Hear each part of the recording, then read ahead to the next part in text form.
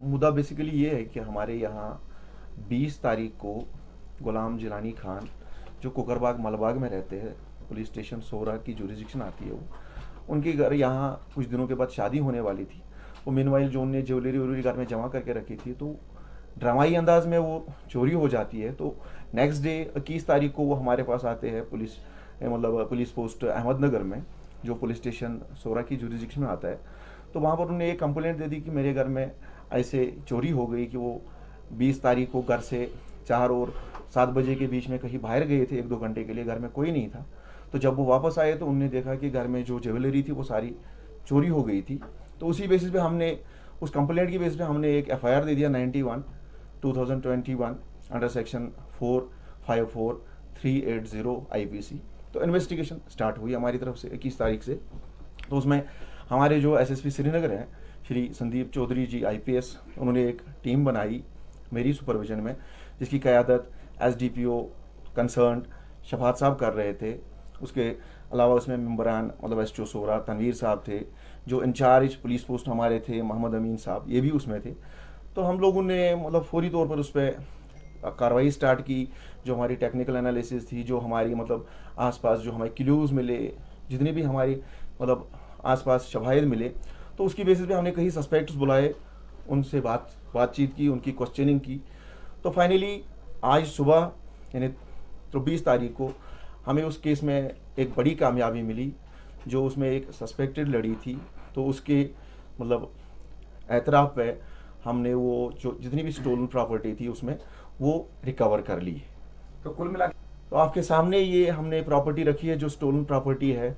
आप देख सकते हैं कि ये 60-70 लाख से कम तो है नहीं। तो इनके घर में कुछ दिनों के बाद शादी होने वाली थी, इनकी बेटी की शादी होने वाली थी। इन बेचारों ने ज़िंदगी भर की पूंजी इसमें लगाई थी।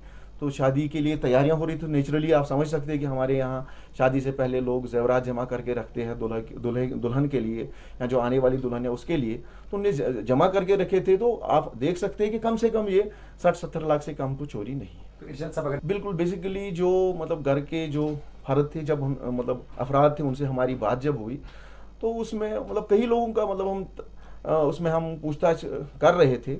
लेकिन उन्होंने ये एक हमें पिन पॉइंट करके दे दिया कि इसमें जो ये लड़ी है, ये उनके मकान के साथ में ही रहती है, उनके घर आना जाना है। तो शकावरों की लिस्ट में ये टॉप प्रायोरिटी पे थी। तो बट लड़ी थी, थोड़ा सा हमें बड़े सोच समझ के उससे पूछताछ करनी थी, कानून को मद्देनजर रख के पूछताछ करनी थी। तो फाइनली हम इसमें कामयाब हो गए।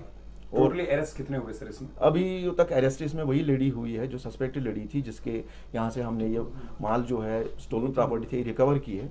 तो अभी और पूछताछ जारी रहेगी बाकी लोगों की भी। तो इससे चल व्हीकल्स की चोरी नहीं हुई थी, हो सकता कुछ गाड़ियों का तेल निकाला गया था रात को। तो मैं ऐसे लोगों से अपील करता हूँ कि वो जहाँ पर ये बस स्टॉप है, जहाँ पर ये इनके सोमो स्टैंड है, वहाँ पर चौकीदार रखा करे, क्योंकि तेल वेल की चोरियाँ रोकने के लिए वो सबसे अच्छा मेथड है। और दूसरा, मैं लोगों से अपील करता हूँ कि वो अगर CCTV लगाए तो उससे चोरियाँ रोकने में हमें काफ़ी मदद मिलेगी।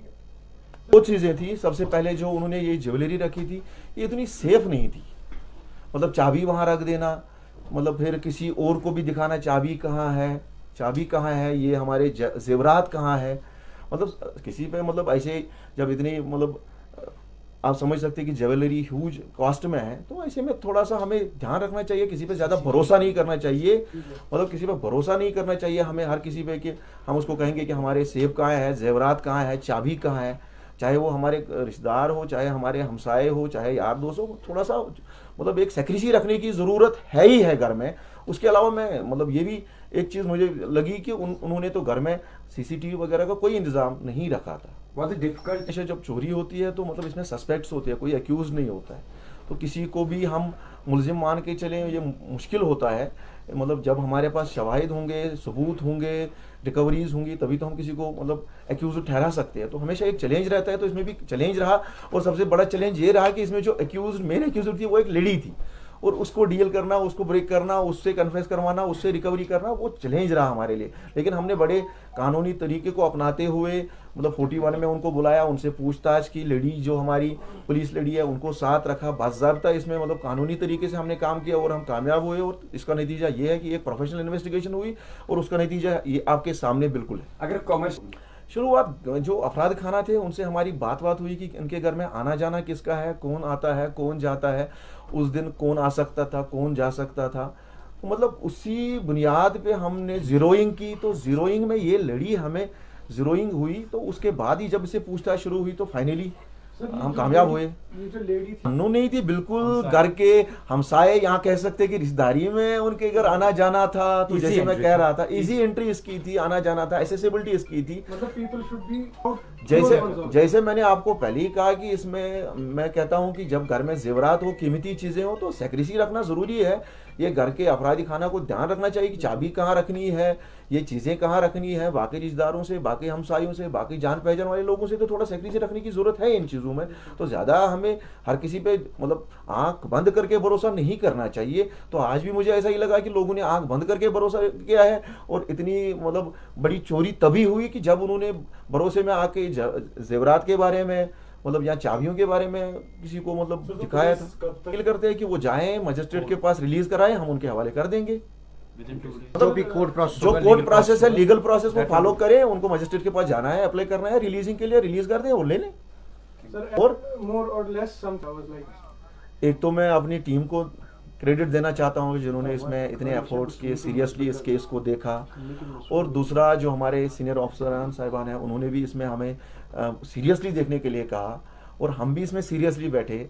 और जो इसमें मतलब सबसे इम्पोर्टेंट चीज़ थी कि हमने इसमें जल्दी से जल्दी कोशिश की कि ये चोरी मतलब जो इसमें मतलब सॉल्व हो जाए, जो प्रॉपर्टी है वो रिकवर हो जाए। तो जितना टाइम गैप मतलब मैं लोगों से अपील करता हूं कि अगर कहीं चोरी होती है वो जल्द जल्द पुलिस के पास आ जाए। अगर ये 10 दिन के बाद आता, 15 दिन के बाद, हमारे लिए मुश्किलात बढ़ जाते। ये एक दिन चोरी, दूसरे दिन आ गया, जल्दी आ गया, हमने भी इन्वेस्टिगेशन सीरियसली की, प्रोफेशनली की, तो उसी का नतीजा है कि ये चोरी सॉर्ट आउट हो गई।